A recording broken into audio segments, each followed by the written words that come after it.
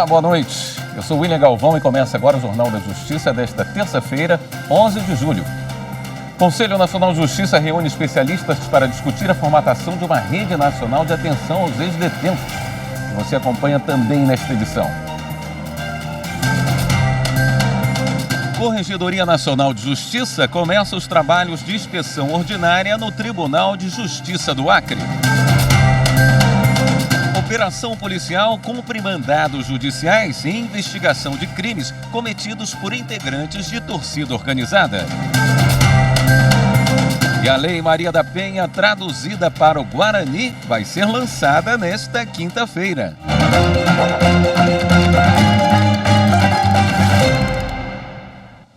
Mais apoio para quem sai da prisão. O Conselho Nacional de Justiça lança amanhã a Rede Nacional de Atenção às Pessoas Egressas do Sistema Prisional. Especialistas da área estão reunidos em Brasília para debater as diretrizes de implantação dessa rede. Detalhes com a repórter Daniela Ramalho. RAESP é uma rede de atenção às pessoas egressas do sistema prisional. Foi criada em 2006, no Rio de Janeiro, para melhorar as condições de inserção social para quem sai da prisão e enfrenta dificuldades de acesso a serviços e políticas públicas. Hoje, essa rede está presente em mais 7 estados: Ceará, Maranhão, Minas Gerais, Mato Grosso, Rio Grande do Norte, Tocantins e Mato Grosso do Sul. Agora, essa rede vai ser nacional. O Conselho Nacional de Justiça reuniu especialistas de diversas instituições, além de pessoas que já passaram pelo sistema prisional, para validar o plano de trabalho, o regimento interno e a coordenação nacional. A rede nacional vai ser anunciada amanhã no CNJ. Para ajudar na inserção dos ex-detentos, também estão sendo lançadas 3 publicações que fazem parte do programa Fazendo Justiça. É um caderno de metodologia de enfrentamento ao estigma e plano de trabalho para a sua implantação, uma cartilha de direitos das pessoas privadas de liberdade e egressas do sistema prisional e um guia prático de implementação da RAESP. A coordenação é do CNJ em parceria com a ONU e a Secretaria Nacional de Políticas Penais.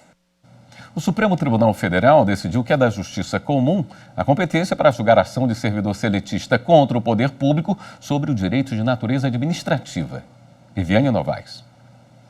O Hospital das Clínicas da Faculdade de Medicina da Universidade de São Paulo questionava uma decisão judicial num recurso ao Supremo. A Justiça do Estado havia assegurado um novo cálculo de adicional por tempo de serviço a 5 servidoras regidas pelo regime da CLT, Consolidação das Leis do Trabalho. Segundo o hospital, a competência para julgar o caso seria da Justiça do Trabalho.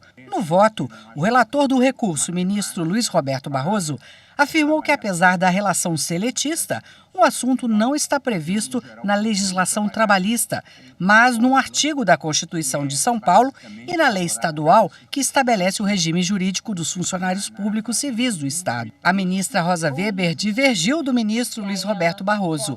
Entendeu que a competência para o julgamento da demanda é determinada pela natureza do vínculo existente entre as partes e não pela natureza da vantagem pretendida. Mas a maioria dos ministros seguiu o voto do relator. O caso é de repercussão geral, ou seja, a decisão dele vale para todos os processos semelhantes em tramitação na Justiça. Os ministros fixaram a seguinte tese: a Justiça Comum é competente para julgar a ação ajuizada por servidor seletista contra o poder público em que se pleiteia a parcela de natureza administrativa. Para a segurança jurídica, os ministros ainda decidiram que os processos que já têm sentença de mérito até a data de publicação da ata de julgamento devem ser mantidos na Justiça do Trabalho até o trânsito em julgado e a execução. Uma operação policial cumpriu hoje mandados de busca e prisão contra integrantes de torcidas organizadas. A Operação Avalanche ocorreu em Goiás e no Tocantins. A reportagem é de Renato Rosa. 100 policiais civis, com o apoio da Polícia Militar, cumpriram 36 mandados judiciais. 15 são de prisão. Os alvos, integrantes de torcidas organizadas, do Goiás Esporte Clube. Os policiais apreenderam camisas e celulares na região metropolitana de Goiânia e também no Tocantins. As investigações apontam que no dia 30 de abril, um ônibus com passageiros e alguns torcedores do Vila Nova foi interceptado por integrantes de uma torcida organizada do Goiás. De acordo com a polícia, eles depredaram o ônibus, espancaram as pessoas, levaram celulares, camisas, machucaram o motorista e ainda ameaçaram com arma de fogo uma socorrista do SAMU, Serviço de Atendimento Móvel de Emergência. Outra pancadaria generalizada foi registrada antes, na noite de 1º de fevereiro. Um homem chega a usar um pedaço de madeira para atacar as pessoas. No dia 22 de maio, 6 suspeitos foram presos. Em maio, novo ataque, em Aparecida de Goiânia, a segunda cidade mais populosa de Goiás. Torcedores fecharam a rua e espancaram um homem. Na Operação Avalanche desta terça-feira, os investigados são suspeitos de associação criminosa, tentativa de homicídio, ameaça, entre outros crimes. E no próximo bloco, o TST decide que vendedor de bebida deve receber horas extras pelo tempo de serviço realizado em atividades administrativas após a jornada de trabalho. Voltamos já.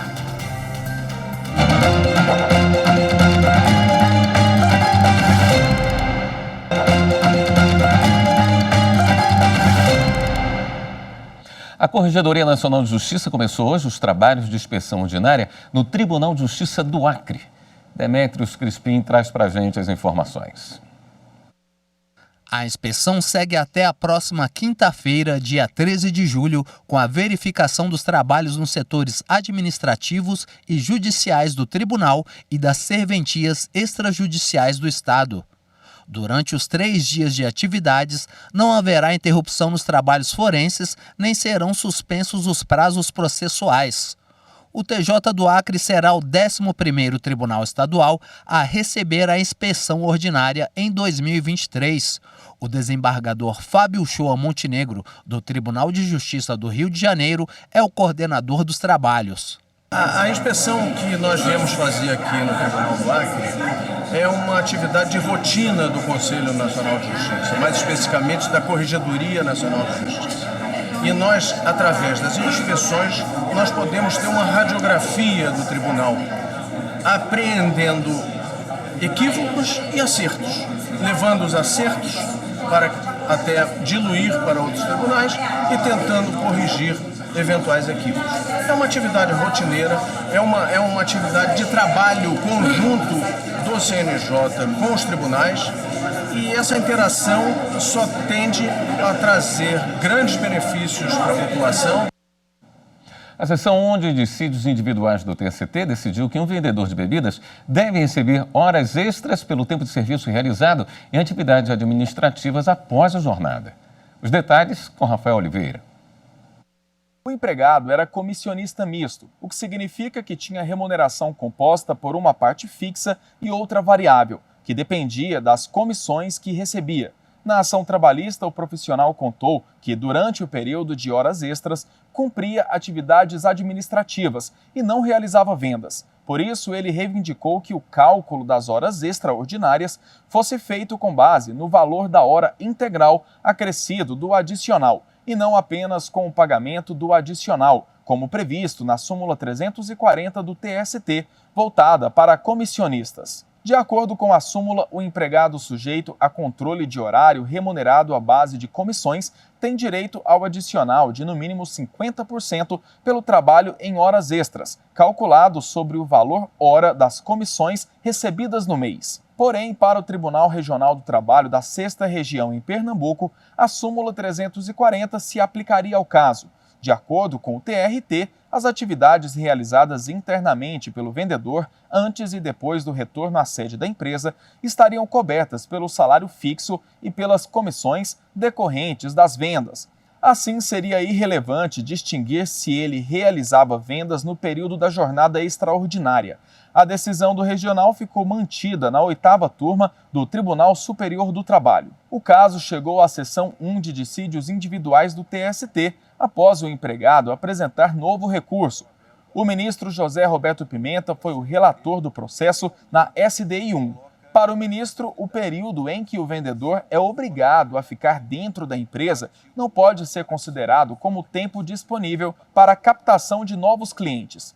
que tipo de estratégia que um vendedor de bebidas pode gastar tanto tempo assim nessas reuniões internas, a não ser receber as determinações dos seus chefes, dos seus gerentes, ou então fazer registros contábeis que podem muito bem ser passados para outros empregados, apenas a empresa. O que eu quero dizer é que isso não integra o conceito de venda, que é a tarefa central dos empregados. Entender-se o contrário, data vênia, será impedir que esses trabalhadores recebam, em alguma situação, hora mais adicional. O ministro Alexandre Ramos, que havia pedido vista do processo, abriu divergência com base na súmula 126 do TST. O dispositivo proíbe o reexame de fatos e provas. O acórdão regional afirmou textualmente que as atividades realizadas internamente pelo empregado, antes e após o retorno à sede da empresa, vinculam-se diretamente às vendas. E numa outra passagem ainda, o regional, assentando essa premissa, diz textualmente que, mesmo nos períodos em que o autor estava em reuniões internas, as atividades eram relacionadas às vendas, vez que traçadas metas para viabilização do negócio. Então, me parece que, de fato, a premissa adotada pelo voto condutor do eminente relator, no sentido de que não realizava vendas durante a jornada extraordinária, não encontra ressonância nas premissas fáticas assentadas pelo regional. A ministra Cátia Arruda seguiu o voto do relator no sentido de não aplicação da súmula 340. Me parece que o ponto central aqui não é o que é venda. O reclamante é vendedor, é natural que ele faça venda, que ele utime vendas, que ele tenha uma série de procedimentos relacionados à venda, tanto no seu horário de trabalho como no horário interno. Isso é natural. Para mim, o que é fundamental aqui para aplicar ou não a súmula 340 é se o trabalhador recebia por isso, era remunerado por isso, tinha comissões por isso. A decisão foi por maioria, vencido o ministro Alexandre Ramos. Assim, a SDI 1 restabeleceu a sentença que determinou o pagamento de horas extras sem incidência da súmula 340 do TST.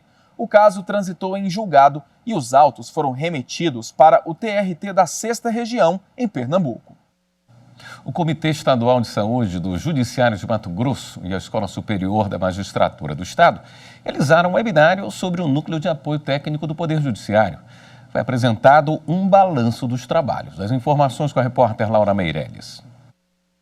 A Comissão Estadual de Saúde do Poder Judiciário de Mato Grosso e a Escola Superior da Magistratura, ESMAGES, promoveram um webinário para apresentar à sociedade o relatório anual do Núcleo de Apoio Técnico do Poder Judiciário NATJUS. O núcleo é responsável por emitir notas técnicas em processos judiciais relacionados à saúde. O NAT é um núcleo de atendimento técnico que ele foi criado pelo CNJ para tentar ajudar os juízes que não conhecem nada de medicina, certo? Nas ações de saúde, porque para não conceder de forma generalizada, sem conhecimento, e também para não negar de forma generalizada. O NAT não é um corpo de peritos. De acordo com o relatório, 64% dos processos foram remetidos ao núcleo através da Defensoria Pública. As comarcas que mais solicitaram apoio do NATJUS para esclarecimentos sobre saúde foram Várzea Grande, Sinop e Cuiabá. As maiores demandas judiciais foram referentes à oftalmologia, ortopedia e cirurgia cardiovascular. O serviço funciona todos os dias da semana. No Paraná, uma construtora foi condenada pela Justiça do Trabalho a pagar indenizações que somam mais de 3 milhões de reais. O motivo? 3 trabalhadores morreram soterrados numa obra. A decisão ainda cabe recurso, mas o caso reacende a discussão sobre a negligência com a segurança do trabalho nos canteiros de obras. Veja na reportagem de Viviane Novaes. Esta imagem é de vídeo amador e assustadora. Pedreiros trabalham na construção de uma casa e a laje desaba.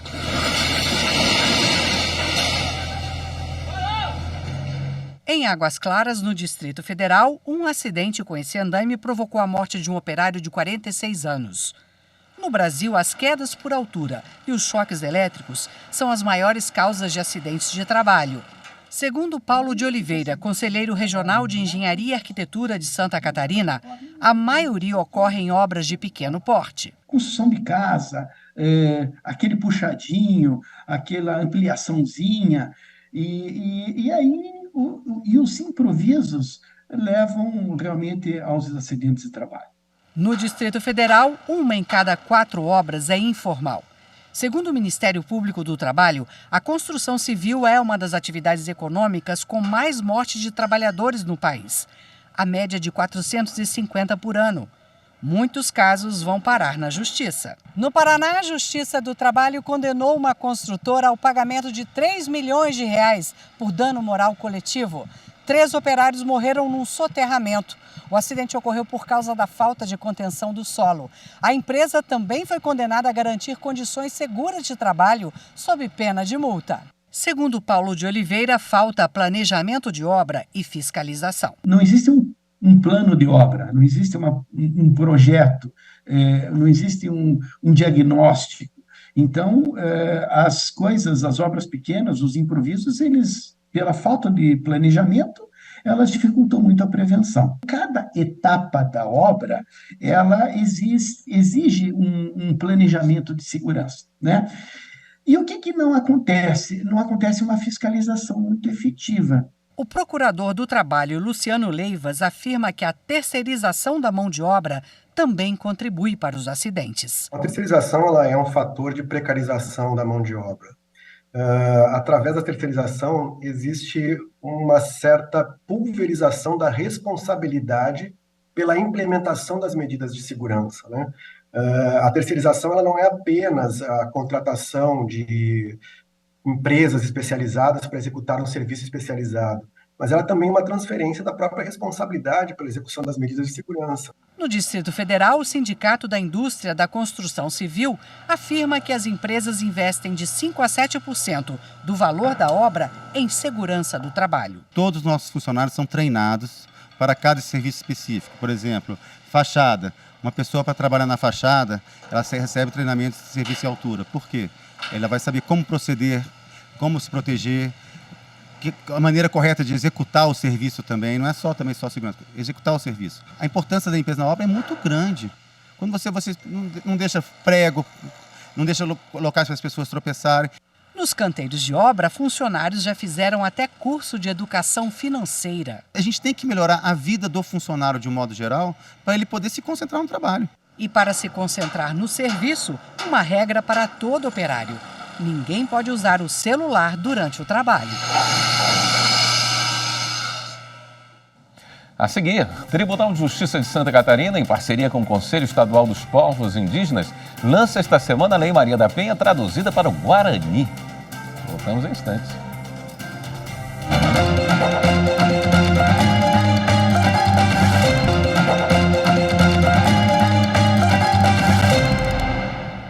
O vice-presidente do Superior Tribunal de Justiça, ministro Og Fernandes, indeferiu o pedido de soltura de um homem denunciado pelos crimes de divulgação de cena íntima, perseguição e ameaça. Kátia Gomes. De acordo com o tribunal local, o homem teria enviado fotos e vídeos com imagens íntimas da vítima para o esposo e para familiares dela. E testemunhas relataram que o viram com arma de fogo. Com base nas informações do Tribunal Estadual, medidas protetivas foram concedidas depois do homem ter ido até a casa da vítima e proferido ofensas e ameaças a ela e ao marido. No habeas corpus com pedido de liminar, a defesa afirmou que o Ministério Público não apontou indícios suficientes de autoria dos delitos e que não houve comprovação de descumprimento da medida protetiva. Por isso, requereu a revogação da prisão preventiva ou a substituição por medidas cautelares menos rígidas. Ao indeferir o pedido da defesa, o ministro Og Fernandes, no exercício da presidência, entendeu não haver evidências de constrangimento ilegal que autorizariam a concessão da liminar. A análise das alegações da defesa caberá à 5ª turma do STJ no julgamento do habeas corpus sob relatoria do ministro Joel Ilan Paciornik. A Justiça Federal manteve a obrigação da FUNAI de executar o plano de ação para atendimento a indígenas venezuelanos em Roraima para garantir os direitos sociais dos refugiados. A ação foi movida pelo Ministério Público Federal. O plano de ação foi idealizado pela Fundação Nacional dos Povos Indígenas em 2018, depois de recomendação do Ministério Público Federal, mas até hoje não foi executado. Diante da omissão da FUNAI, o MPF entrou com uma ação visando a proteção da cultura e da saúde dos indígenas que se encontram em situação de extrema vulnerabilidade desde 2015. Para o MPF, o poder público não pode alegar limitação orçamentária para justificar a omissão na prestação de serviços públicos na garantia dos direitos mínimos. O órgão considera que os refugiados sofrem com a falta de políticas públicas voltadas ao acolhimento humanitário no território nacional. Em 2021, a Justiça Federal em Roraima determinou que a União fornecesse todos os recursos financeiros e técnicos necessários e que a FUNAI comprovasse o cumprimento de ações concretas na implementação das políticas públicas. Na sentença, a Justiça citou ainda relatos de alcoolismo, consumo de drogas por crianças e adolescentes, cooptação de indígenas para tráfico de entorpecentes e superlotação de abrigos, além de indígenas em situação de rua. Em março de 2022, o MPF apresentou o pedido de cumprimento provisório da sentença, alegando que aguardar o fim do julgamento colaboraria com a morosidade na implementação do plano de ação. Na época, o MPF pediu a intimação da Fundação e da União para que comprovassem o cumprimento da sentença sob pena de multa. A FUNAI e a União apresentaram recurso contra a sentença que foi negado pelo Tribunal Regional Federal da Primeira Região em junho. O tribunal fundamentou a decisão no princípio constitucional da dignidade humana, que garante a brasileiros e estrangeiros residentes no país uma série de direitos, que também foram estendidos pela doutrina aos estrangeiros não residentes. O Tribunal de Justiça de Santa Catarina, em parceria com o Conselho Estadual dos Povos Indígenas, traduziu a Lei Maria da Penha para a língua guarani.